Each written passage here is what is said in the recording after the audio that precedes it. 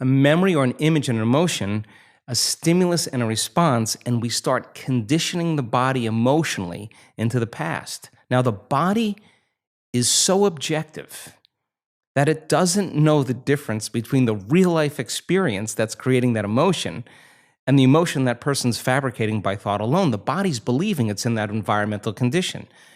So if the environment signals the gene, and that's the truth, and the end product of an experience is in the environment is an emotion, we're signaling the same genes, and genes make proteins. And if you keep signaling the same genes, you start down-regulating the gene to make cheaper proteins, and the body begins to break down. Now, that's an unconscious process.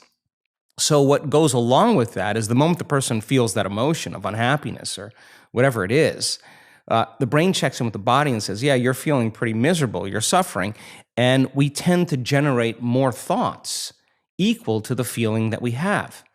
And so then we get caught in this loop of thinking and feeling. So if we can't think greater than how we feel, or feelings have become the means of thinking, then we're thinking in the past, right?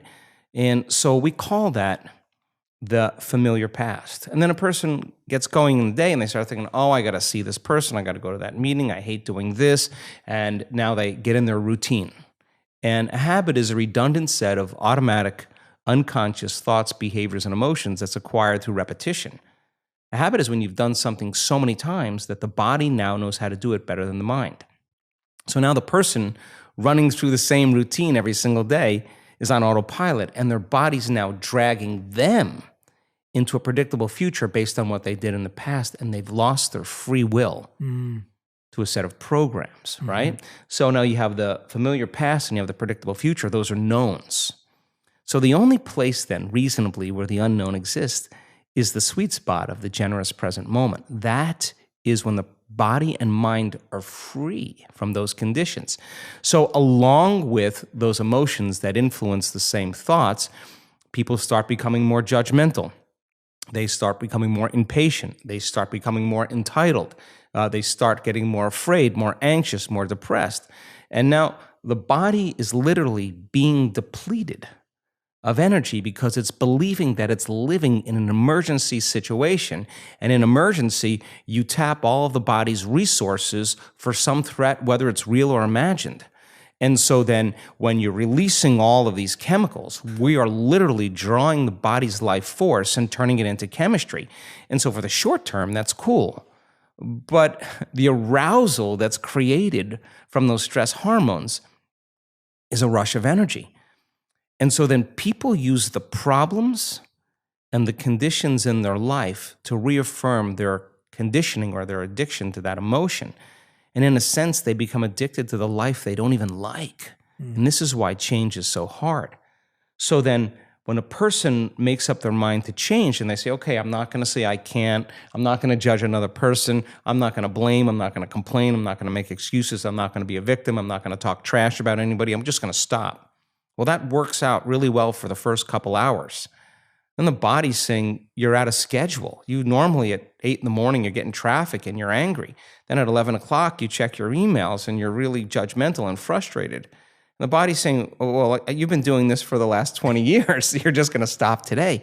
So now the body, which has been conditioned emotionally to be the mind, wants to return back to its familiar territory, to the known. So the body starts influencing the mind. And it says, come on, this is a good time to judge. Come on, this is a good time to suffer. It's your ex's fault. It's the government's fault. It's it's the weather, the news, whatever it is. And if we accept, believe, and surrender to that thought without analyzing it, it slips by and it begins to program the autonomic nervous system to make those pharmacy of chemicals. And so that's when the person makes the same choice, does the same thing, creates the same experience just for that familiar feeling.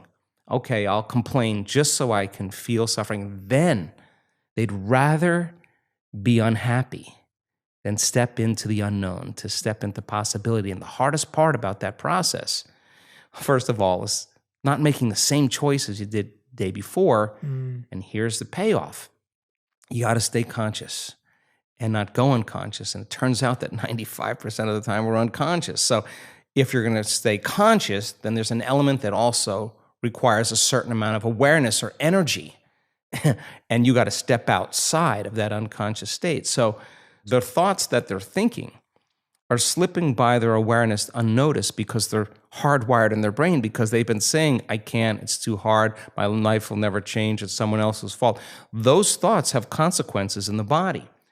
So then if a person then becomes conscious of those unconscious thoughts, becomes aware of how they speak and how they act, and they notice how they're feeling, they're no longer the program. They're the consciousness outside the program, and that's the first step to change. So when you're distracted by your environment and you got your cell phone and you're tweeting and you're Instagramming and Facebooking, whatever people do, you're distracted by that feeling. But I now know that if you take a person and you say, okay, close your eyes, sit in the silence of any external stimulation, remove the environment, sit your body down like an animal. Body is the animal. Tell it to stay. I'm going to feed you.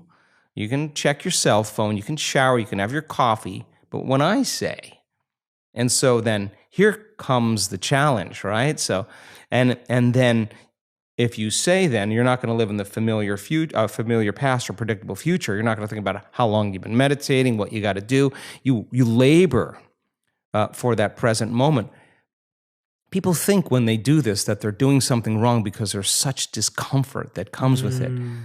But they're in the unknown. They're actually doing it right. People say, I think I'm meditating wrong. I always say, oh, no, you're doing it right. Because when you notice that your body wants to get up and check your cell phone or have a cup of coffee, and you become aware that it's on autopilot and wants to do that, and you say, come on over here, and you return it back to the present moment, you're executing a will now that's greater than the program. And if the person wants to just get angry while they're sitting there, there's an arousal, and they notice the body is amping up and revving up, and they settle it back down. Now they're telling the body it's no longer the mind, that they're the mind. Now, we've researched this, and it's tedious in the beginning at first because David is fighting Goliath. But if you keep practicing it, just like training an animal, sooner or later the body acquiesces. Sooner or later the body is trained to a new mind. And when that happens, there's a liberation of energy. The body goes from particle to wave, from matter to energy. And there goes that emotion, literally liberated from the body as energy. So the person who has the strong emotion to some circumstance in their life, and they're working on lowering the volume of that emotion, the more they lower the volume of that emotion, the more they're going to take their attention off that person and problem, and they're going to take their power back. There's going to be a break in their attention from that circumstance. And now they build their own field. And now there's energy to heal. Now there's energy to create a new life. Now there's energy for the mystical moment because they've overcome their old personality self. So I think, it's not like thinking positively. That's not the message. No. Yeah.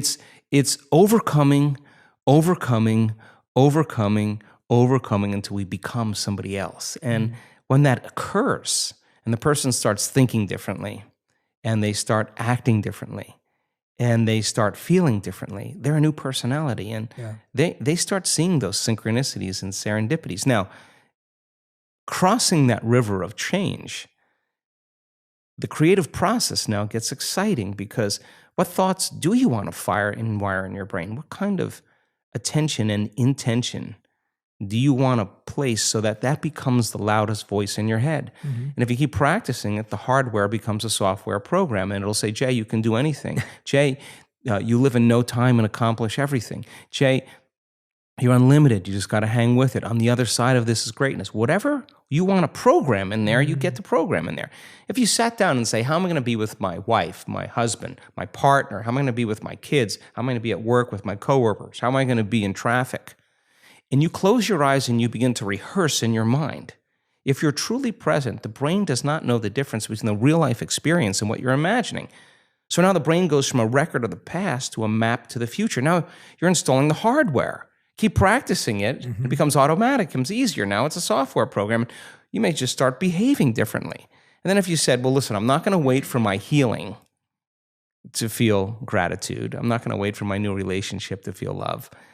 I'm going to actually teach my body emotionally what that future feels like before it happens. Now, this is a big turnaround for a lot of people because we're so reliant on the outer world to change our inner world, right? And waiting and postponing. Waiting is not creating. I mean, period. And when they could have the greatest intentions in the world, but if they don't combine that with an elevated emotion, there's no signal because the elevated emotion